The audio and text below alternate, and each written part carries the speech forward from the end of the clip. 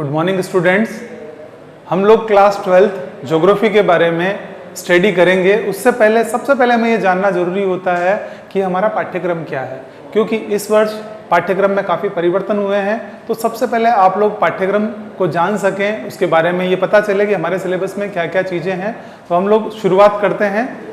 हमारा भूगोल का कक्षा 12 का 2022 का जो पेपर होगा उसका जो पाठ्यक्रम रहेगा उसके बारे में हम लोग स्टार्टिंग करते हैं। सबसे पहले बेसिक चीज़ ये हम देख लें कि जो भी विषय है उस विषय में देखिए दो तरह से हमारे प्रश्न पत्र रहेंगे। पहला क्वेश्चन पेपर रहेगा और सैद्धांतिक और प्रायोगिक, यानी प्रैक्टिकल और थ्योरेटिकल, दो तरह से पेपर हमारे बनते हैं। ज्योग्राफी में थ्योरेटिकल पेपर जो रहेगा वो आपको 3 घंटे 15 मिनट का समय मिलता है और उसकी मार्किंग रहेगी 56, यानी 56 नंबर का ये पेपर रहेगा जो आपका बोर्ड एग्जाम में होगा। और एक प्रायोगिक एग्जामिनेशन होगा जो प्रैक्टिकल होगा, जो जिसका कि मैक्सिमम टाइम 4 आवर्स 4 घंटे मिलते हैं, ये रहेगा 15 का। और इसमें यहाँ विद्यालय द्वारा ये आपको 14 अंक दिए जाएंगे थ्योरेटिकल वाले में। जो हाफ ईयरली एग्जाम में आप पेपर अटेम्प्ट करोगे उससे के जो कुछ 17 अंक यहाँ से भेजे जाते हैं ये रहेंगे।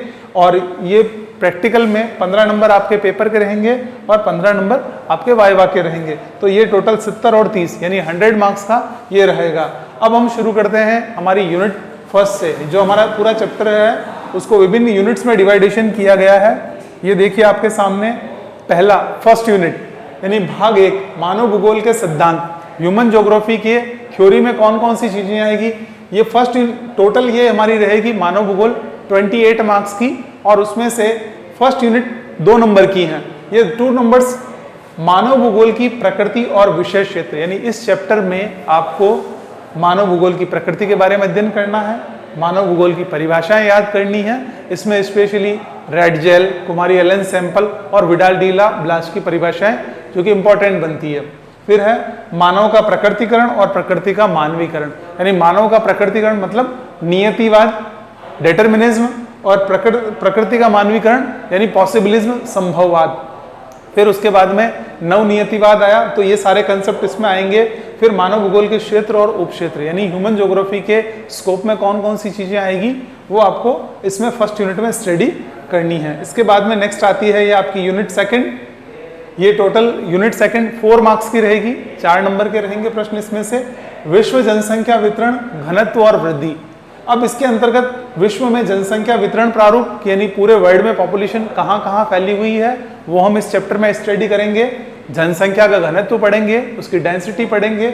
इसके साथ ही वितरण को प्रभावित करने वाले कारण, यानी किसी क्षेत्र विशेष में जनसंख्या बहुत अधिक है और किसी क्षेत्र में कम है, उसके क्या कारण है। फिर उसके बाद में जनसंख्या वृद्धि और वृद्धि की प्रवृत्तियां, यानी पॉपुलेशन कहाँ किस तरह से बढ़ रही है। हमने देखा कि विश्व में कुछ ऐसे देश है जहां जनसंख्या ग्रोथ बहुत तीव्र गति से हो रही है, तो वहां क्या कारण है। और जनसंख्या परिवर्तन के घटक, यानी किसी भी क्षेत्र में जो जनसंख्या का परिवर्तन होता है, कहीं जनसंख्या बढ़ती है कहीं कम होती है, तो 3 घटक उसको प्रभावित करते हैं, जन्म, मृत्यु और प्रवास। जन्म, मृत्यु और प्रवास, यानी पॉपुलेशन कब बढ़ेगी, या तो बच्चों के जन्म बढ़ जाए, या वहां मृत्यु की संख्या बढ़ जाए, या फिर लोग एक स्थान को छोड़ के दूसरे स्थान पे चले जाएं तब।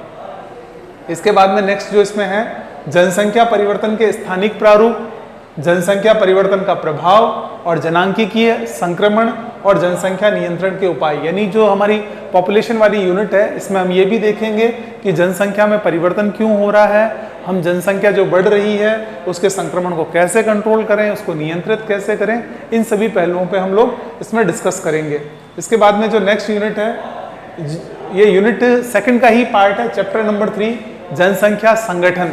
जनसंख्या संगठन में कौन कौन से बिंदु पढ़ेंगे, लिंग संगठन, आयु संरचना, एज स्ट्रक्चर, आयु लिंग पिरामिड, एज सेक्सुअल पिरामिड, स्थिर जनसंख्या, हॉर्समोन जनसंख्या, ग्रामीण और नगरीय संगठन, साक्षरता, व्यावसायिक संरचना। यानी ये सारे के सारे बिंदु किसमें आते हैं, जनसंख्या संगठन के विभिन्न पहलू हैं जो हम चैप्टर नंबर 3 में स्टडी करेंगे। इसके बाद नेक्स्ट है चैप्टर नंबर 4, ये भी यूनिट सेकंड का ही पार्ट है, मानव विकास। मानव विकास की अगर हम बात करें तो मानव विकास में हम वृद्धि और विकास, ग्रोथ एंड डेवलपमेंट, सबसे पहले ये देखेंगे कि मानव का ग्रोथ और विकास कैसे हो रहा है। मानव विकास के 4 स्तंभ, 4 पिलर हैं, उन पिलर्स पे हम फोकस करेंगे जिसमें एजुकेशन और ये सारे बिंदु आते हैं। फिर मानव विकास के उपागम यानी मानव विकास की जो अप्रोचेज कौन कौन सी है, आय उपागम, कल्याण उपागम, न्यूनतम आवश्यकता उपागम, क्षमता उपागम, ये सारे मानव विकास के उपागम हैं। फिर है मानव विकास का मापन, यानी हम किसी भी क्षेत्र में जो मानव का विकास हो रहा है उसको कैसे माप पाएंगे, उसके लिए HDI ह्यूमन डेवलपमेंट इंडेक्स, मानव विकास सूचकांक, इसके आधार पर इसको मापा जाता है। जब हम स्टडी करेंगे तो ये देखेंगे महबूबुल हक और अमर्त्य सेन ने इसके लिए अपनी विचारधारा दी।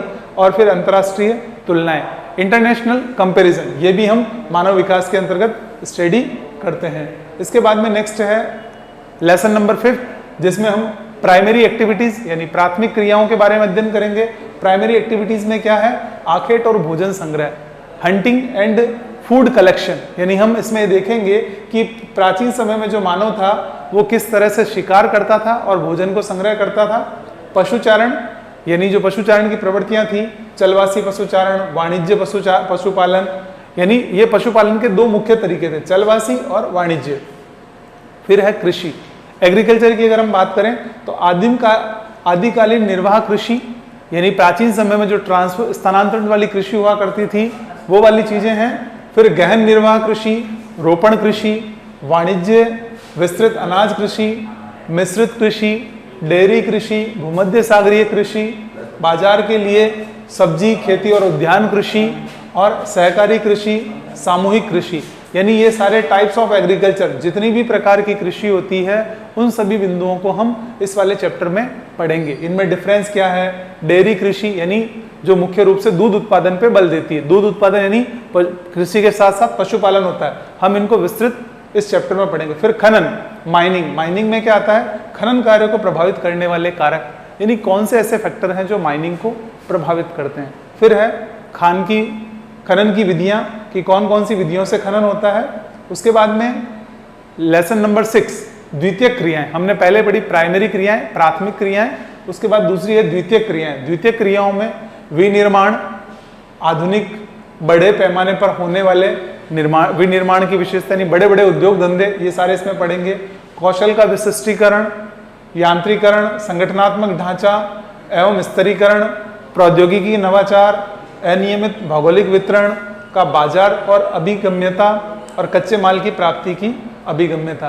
यानी द्वितीय क्रियाओं में हम ये पढ़ेंगे कि माल कहाँ से मिलता है, कैसे मिलता है, कोई भी उद्योग किसी क्षेत्र विशेष में डेवलप हुआ है तो क्यों हुआ है, इन सभी पहलुओं को हम इसमें स्टडी करेंगे। फिर इसमें आगे ये पढ़ेंगे, इसी में श्रम आपूर्ति की अभिगम्यता, यानी श्रम आपूर्ति तक अभिगम्यता, फिर शक्ति के साधनों तक अभिगम्यता, परिवहन एवं संचार की सुविधाओं तक अभिगम्यता, यानी पॉसिबिलिटी कहाँ तक हम पहुँच सकते हैं, अभिगम्यता यानी जहाँ तक हमारी पहुँच है। तो किसी भी उद्योग के विकसित में जितनी पकड़ आपकी अच्छी होगी, जितनी पहुँच अच्छी होगी, उतना ही आपका बिजनेस बढ़ेगा। तो हम इसमें ये सब चीज़ें पढ़ेंगे। और सरकारी नीति, समूहन अर्थव्यवस्था तक अभिगम्यता और उद्योगों के मध्य संबंध, गवर्नमेंट की क्या पॉलिसी है आपके उद्योग को लेके, फिर आपका अदर जो इंडस्ट्री उससे रिलेशनशिप क्या है, ये सारी चीज़ें किसी भी उद्योग को प्रभावित करती है, यानी द्वितीय क्रियाओं को ये प्रभावित करती है। फिर है उद्योग, कच्चे माल पर आधारित उद्योग, उत्पादन आधारित उद्योग, स्वामित्व पर आधारित उद्योग और स्वच्छंद उद्योग, ये सारे हम द्वितीय क्रियाओं के अंतर्गत अध्ययन करेंगे।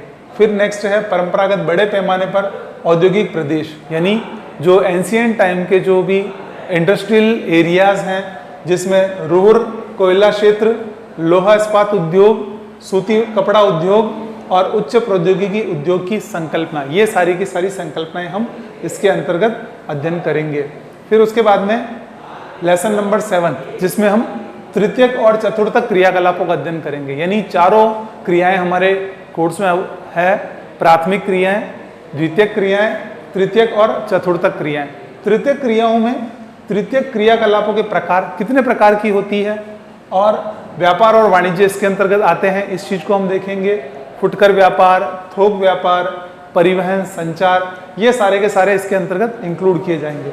इसी के साथ दूर संचार की सेवाएं, तृतीय क्रियाकलापों में संलग्न लोग कि कितने लोग इसमें इन्वॉल्व हैं।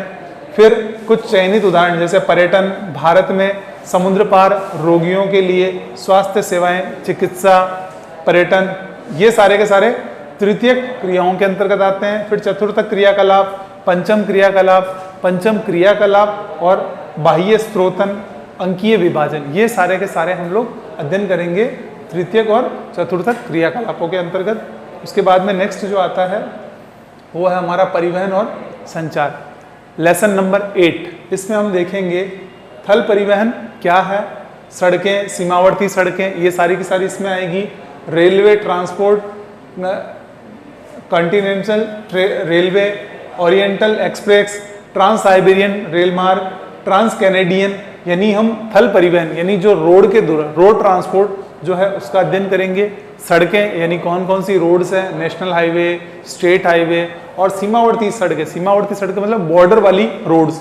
फिर इसी तरह से रेलवे के बारे में पढ़ेंगे, विश्व में जैसे ट्रांस साइबेरियन रेल मार्ग कहाँ है, फिर इसके अलावा ट्रांस कैनेडियन कहाँ है, ओरिएंटल एक्सप्रेस कहाँ चलती है, ये सारे पहलू हम ट्रांसपोर्टेशन में रेलवे वाले ट्रैक में पढ़ेंगे। फिर उसके बाद में संघ और प्रशांत ऑस्ट्रेलियाई ट्रांस कॉन्टिनेंट रेलवे, ये सारे रेलवे के अंतर्गत आएगा। फिर उसके बाद में है जल परिवहन, वाटर ट्रांसपोर्ट, इसमें उत्तरी अटलांटिक समुद्री मार्ग, मध्य भारतीय महासागर समुद्र मार्ग और उत्तराशु समुद्री मार्ग, दक्षिणी अटलांटिक समुद्री मार्ग, उत्तरी प्रशांत समुद्री मार्ग और दक्षिणी प्रशांत समुद्री मार्ग और तटीय शिपिंग, यानी जो समुद्री मार्ग है वो सारे के सारे कौन से हैं, अटलांटिक महासागर वाले, अंड महासागर वाले, फिर इसके अलावा प्रशांत महासागर के उत्तरी और दक्षिणी, इन सभी मार्गों के बारे में हम इसमें अध्ययन करेंगे। फिर है शिपिंग नहरें, शिपिंग यानी जो ट्रांसपोर्टेशन में जो कैनाल्स यूज होती है, स्वेज नहर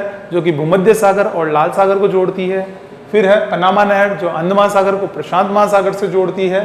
अंतर्देशीय जलमार्ग, राइन जलमार्ग, वोल्गा जलमार्ग, डैन्यूब जलमार्ग और महान झीलें जो ग्रेट लेक्स हैं, सेंट लॉरेंस जलमार्ग, मिसिसिपी जलमार्ग, हवाई परिवहन यानी एयर ट्रांसपोर्टेशन भी इसके अंतर्गत आएगा, जिसमें है अंतर महाद्वीपीय हवाई मार्ग, पाइपलाइन के द्वारा। ये ट्रांसपोर्टेशन सबसे सस्ता पड़ता है, जिसमें हम डीजल, पेट्रोलियम, दूध, इन सबको पाइपलाइन के थ्रू पहुंचा सकते हैं, वन टाइम इन्वेस्टमेंट, और फिर आगे इसका बेनिफिट मिल पाता है। फिर है संचार, इसमें उपग्रह संचार, साइबर स्पेस और इंटरनेट, ये सारी इसके अंतर्गत आएगी। उसके बाद में नेक्स्ट आएगा इंटरनेशनल ट्रेड, अंतर्राष्ट्रीय व्यापार, अध्याय नंबर 9 में ये रहेगा। इसमें हम अंतर्राष्ट्रीय व्यापार का इतिहास पढ़ेंगे, यानी इंटरनेशनल जो बिजनेस है उसकी हिस्ट्री क्या है, अंतर्राष्ट्रीय व्यापार का अस्तित्व में क्यों आया, क्या कारण था कि इंटरनेशनल ट्रेड शुरू हुए, अंतर्राष्ट्रीय व्यापार के आधार यानी उसका बेस क्या है। फिर है अंतर्राष्ट्रीय व्यापार के महत्वपूर्ण पक्ष कौन कौन से हैं, व्यापार का परिसीमन, परिमाण क्या है, व्यापार का परिमाण, व्यापार संयोजन, व्यापार की दिशा, व्यापार संतुलन, ये सारे के सारे हम लेसन नंबर 9 अंतर्राष्ट्रीय व्यापार में स्टडी करेंगे। इसी के साथ ही हम मुक्त व्यापार की स्थिति, डंप करना, विश्व व्यापार संगठन, फिर प्रादेशिक व्यापारिक समूह, अंतर्राष्ट्रीय व्यापार से संबंधित मामले कौन कौन से हैं, पतन के प्रकार, यातायात के प्रकार और अवस्थिति के आधार पर, विशिष्टीकृत कार्यकर्ताओं के आधार पर, ये सारे के सारे पहलू हम लेसन नंबर 9 में पढ़ेंगे। ये यूनिट 3 तक आती है। फिर है यूनिट 4 जो कि 4 नंबर की है, इसमें लेसन नंबर 10 से आएगा। लेसन नंबर 10 यानी मानव बस्तियां, ह्यूमन सेटलमेंट, इसमें हम पढ़ेंगे बस्तियों का वर्गीकरण, क्लासिफिकेशंस ऑफ सेटलमेंट्स, ग्रामीण और नगरीय बस्तियां, उपनगरीय, नगरीकरण, सहत बस्ती, प्रकीर्ण बस्ती, ग्रामीण बस्तियों को प्रभावित करने वाले कारक कौन से हैं, नियोजित बस्तियां कौन सी है, ग्रामीण बस्तियों के प्रतिरूप जिसमें विन्यास के आधार पर, कार्य के आधार पर और बस्तियों की आकृति के आधार पर, ये सारे के सारे पहलू हम इसमें पढ़ेंगे। और ग्रामीण बस्तियों की समस्या, यूँ जो रूरल सेटलमेंट्स है उसकी क्या प्रॉब्लम्स है, ग्रामीण बस्तियों की जो समस्याएं हैं वो इसमें आएगी। फिर है नगरीय बस्तियों के वर्गीकरण के आधार पर, नगरीय बस्तियों का वर्गीकरण किस आधार पर होता है, जनसंख्या का आकार, व्यावसायिक संरचना, वहाँ कौन सा बिजनेस हो रहा है, प्रशासन वहाँ कैसा है, स्थिति क्या है, और नगरीय क्षेत्रों के कार्य, नगरों में लोग जो जनसंख्या वो कौन कौन से कार्य करती है, आकृति के आधार पर नगरों का वर्गीकरण और अदिश कैनबरा, ये सारी की सारी चीज़ें हम इसमें नगरीय बस्तियों में पढ़ेंगे। फिर है नगरीय बस्तियों के प्रकार जिसमें नगर, शहर, सन्नगर, मिलियन सिटी, मेगा सिटी, इसका वितरण, ये सारी की सारी चीज़ें इसमें नगरीय बस्तियों के प्रकार में आती है। फिर नगरीय बस्तियों की समस्याएं क्या है, आर्थिक समस्याएं, सामाजिक और सांस्कृतिक समस्याएं, पर्यावरण संबंधी समस्याएं और संयुक्त राष्ट्र विकास कार्यक्रम द्वारा नगर रणनीति में बताई गई प्राथमिकताएं, इन सभी पहलुओं का हम नगरीय बस्तियों के अंतर्गत साथ में अध्ययन करेंगे। इसके बाद में नेक्स्ट आती है दूसरा भाग, यानी ज्योग्राफी को दो पार्ट में डिवाइड किया गया। पहला ह्यूमन ज्योग्राफी जो कि 28 मार्क्स की है, उसके बाद में दूसरा है भारत, लोक और अर्थव्यवस्था, ये भी 28 की, यानी 56। आपको भूगोल जो पढ़नी है दो भागों में पढ़ाई जाएगी। पहली उस यानी हमारे सारे चैप्टर इंपॉर्टेंट बनते हैं क्योंकि सभी के मार्क्स मिलके 56 बनेंगे। फिर है पार्ट सेकंड में यूनिट फर्स्ट, अध्याय 1 जनसंख्या वितरण घनत्व और संगठन। ये जनसंख्या वितरण घनत्व और संगठन आप सोच रहे होंगे कि अभी पहले भी पढ़ा था फिर आ गया। पहले जो था विश्व की जनसंख्या वितरण संगठन था, और इसमें जो हम पढ़ेंगे भारत के बारे में पढ़ेंगे। भारत में जनसंख्या का वितरण कितना है, जनसंख्या का घनत्व कितना है, जनसंख्या वृद्धि के क्षेत्रीय भिन्नताएं कौन सी है, जनसंख्या संगठन, ग्रामीण और नगरीय संगठन, भाषाई संगठन, भाषाई वर्गीकरण, इन सब का हम अध्ययन करेंगे। धार्मिक संगठन, श्रमजीवी जनसंख्या का संगठन। फिर इसके साथ दूसरा जो चैप्टर नंबर 2 जिसमें हम प्रवास, प्रकार, कारण और परिणाम पढ़ेंगे। प्रवास क्या होते हैं उसका अर्थ पढ़ेंगे, प्रवास के प्रकार पढ़ेंगे, प्रवास की गणना पढ़ेंगे, प्रवास की धाराएं पढ़ी जाएगी, भारतीय प्रसार पढ़ा जाएगा और प्रसार के स्थानिक विभिन्नताएं और प्रसार के कारण और प्रसार के परिणाम, ये सारी चीजें इसमें देखी जाएगी। फिर है चैप्टर नंबर 3 जिसमें हम मानव विकास के बारे में स्टडी करेंगे, ह्यूमन डेवलपमेंट के बारे में। मानव विकास का अर्थ, परिभाषा, भारत में मानव विकास कैसे हो रहा है, आर्थिक उपलब्धियों के सूचक कौन कौन से हैं, स्वस्थ जीवन के सूचक कौन हैं, सामाजिक सशक्तिकरण के सूचक। फिर है भारत में मानव विकास के सूचकांक, जनसंख्या, पर्यावरण और विकास। उसके बाद में यूनिट सेकंड, जो पार्ट सेकंड था उसकी यूनिट सेकंड अध्याय नंबर 4, ये कितने नंबर की है, 2 मार्क्स की है। इसमें हम मानव बस्तियों के बारे में पढ़ेंगे, यानी भारत में मानव बस्तियां कौन कौन सी है, ग्रामीण बस्तियां, ग्रामीण व नगरीय बस्तियों के आधारभूत अंतर क्या है, उनमें डिफरेंस क्या है, ग्रामीण बस्तियों के प्रकार जिसमें गुच्छित, संकुचित, उपकेंद्रित, अर्धगुच्छित अथवा विखंडित, पल्लीकृत और परिक्षिप्त अथवा एकांकी बस्तियां, ये बहुत इंपॉर्टेंट बनती है। इन बस्तियों के कई बार छोटे प्रश्न के रूप में नाम पूछ ले जाते हैं कि ये बस्तियां है क्या।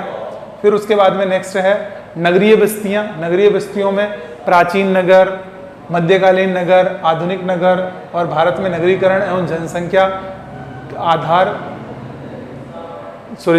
के आकार के आधार पर नगरों का वर्गीकरण, यानी पॉपुलेशन की साइज के अकॉर्डिंग जनसंख्या का वर्गीकरण ये देखेंगे।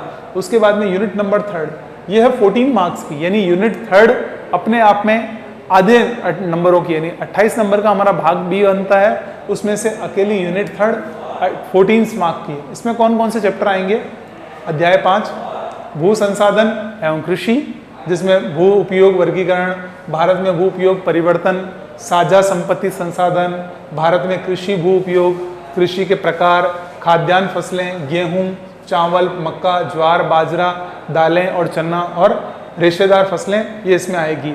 और अन्य फसलों में गन्ना, चाय, कॉफ़ी, तिलहन, और भारत में कृषि का विकास, कृषि उत्पादन में वृद्धि तथा प्रौद्योगिकी का विकास और भारतीय कृषि की समस्याएं, ये इसके अंतर्गत आएगी। उसके बाद में नेक्स्ट है अध्याय 6 जल संसाधन, वाटर रिसोर्सेज। इसमें क्या क्या चीज़ें आएगी, भारत में जल संसाधन, जल की मांग और उसकी उपयोग, जलों के गुणों का ह्रास, यानी प्रेजेंट टाइम में वाटर का जो प्रदूषण क्यों हो रहा है वो चीज़ें इसमें आ जाएगी, जल संरक्षण और प्रबंधन आ जाएगा, फिर जल प्रदूषण आ जाएगा, वाटर पॉल्यूशन क्या है, फिर इसके साथ ही साथ उसका निवारण, हम पॉल्यूशन को कंट्रोल कैसे करें, जल का पुनः चक्रण और पुनः उपयोग, हम रिसाइकिल बिन करें, जल का फिर से पुनः चक्रण और इसका रीयूज करना शुरू करें, और जल संभर प्रबंधन कौन से हैं, वर्षा और जल संग्रहण क्या है, जल संभर विकास कैसे होता है, और एक वस्तु स्थिति अध्ययन क्या है, भारतीय राष्ट्रीय जल नीति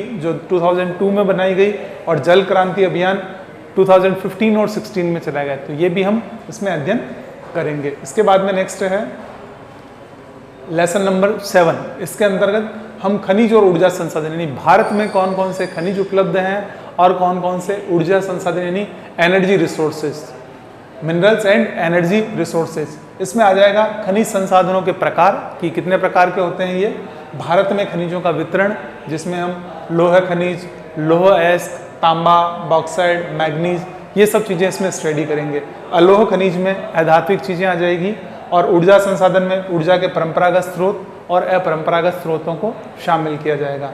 खनिज संसाधनों का संरक्षण कि हम उसको कैसे सिक्योर रखें, कैसे उसको कंट्रोल रखें। उसके बाद में नेक्स्ट आ जाएगा निर्माण उद्योग यानी मैन्युफैक्चरिंग इंडस्ट्री, उद्योगों के प्रकार, श्रम शक्ति आधार पर, कच्चे माल के आधार पर, उत्पादन के उपयोग के आधार पर, उत्पादों की प्रकृति के आधार पर और उद्योगों की अवस्थिति के कारण, यानी हम उद्योगों को कितने भागों में बांट सकते हैं, ये इसके विभिन्न टाइप्स दिए गए हैं। फिर है मुख्य उद्योग, भारत में कौन कौन से मेन इंडस्ट्री हैं, लौह इस्पात उद्योग, सूती वस्त्र उद्योग, पेट्रो उद्योग और उद्योग ज्ञान आधारित उद्योग में उदारीकरण। फिर है निजीकरण, वैश्वीकरण और औद्योगिक विकास और भारत के औद्योगिक प्रदेश यानी इंडस्ट्रियल कौन कौन से यहाँ पे प्रदेश हैं उनके बारे में हम इसमें अध्ययन करेंगे। फिर है लेसन नंबर 9, भारत के संदर्भ में नियोजन और सतत पोषणीय विकास, ये भी बहुत इंपॉर्टेंट बनता है। इसमें हम ये चीज़ पढ़ेंगे नियोजन के उपगमन, लक्ष्य क्षेत्र नियोजन, पर्वतीय क्षेत्र विकास कार्यक्रम, सूखा संभावित क्षेत्र विकास कार्यक्रम, केस अध्ययन केस स्टडीज में की जाती है, भरमौर क्षेत्र में समन्वित जनजातीय विकास कार्यक्रम, केस अध्ययन इंदिरा गांधी नहर कमान क्षेत्र और सतत पोषणीय विकास, फिर साथ ही सतत पोषणीय विकास को बढ़ावा देने वाले उपाय, इन सब चीज़ों को इसमें अध्ययन किया जाएगा। यह है यूनिट 3 तक के सारे के पूरे कोर्स जो कि 14 मार्क्स के थे। फिर है इकाई 4 जो कि 4 नंबर की है, अध्याय 10 लेसन नंबर 10 परिवहन और संचार। इसमें परिवहन के प्रमुख साधन आएंगे, कौन कौन से साधन है, स्थल परिवहन, रेल परिवहन, जल परिवहन, अंतःस्थलीय रेल मार्ग, जल मार्ग, महासागरीय मार्ग और वायु परिवहन, ये सारे के सारे परिवहन के साधनों के रूप में आएंगे। और तेल और गैस पाइपलाइन और जल संचार जाल, व्यक्तिगत संचार तंत्र और जन संचार तंत्र इसके अंतर्गत आएंगे। फिर उसके बाद में लेसन नंबर 11 जो कि अंतर्राष्ट्रीय व्यापार को बताता है। अंतर्राष्ट्रीय व्यापार में क्या चीज़ें आएगी, भारत में अंतर्राष्ट्रीय व्यापार के बदलते प्रारूप यानी हमारा इंटरनेशनल ट्रेड किस तरह से बदल रहा है, भारत का निर्यात संगठन यानी जो हमारा निर्यात के लिए जो काम हो रहा है वो चीज़, व्यापार की दिशा, ट्रेड का एक डायरेक्शन क्या है, समुद्री पतन और उसके पृष्ठ प्रदेश ये भी इसमें आएंगे और हवाई अड्डे, प्रमुख हवाई अड्डों के बारे में अध्ययन किया जाएगा। फिर है यूनिट नंबर 5 इकाई नंबर 5 जो कि ये 2 मार्क्स की है जिसमें चैप्टर नंबर 12 आएगा, भौगोलिक परिक्षेत्र में चयनित कुछ मुद्दे और समस्याएं। कौन कौन से मुद्दे और समस्याएं, पर्यावरण प्रदूषण हम इसमें देखेंगे, जल प्रदूषण देखेंगे, वायु प्रदूषण देखेंगे, भू प्रदूषण देखेंगे, ध्वनि प्रदूषण देखेंगे और नगरीय अवशिष्ट निपटन भी इसमें देखा जाएगा।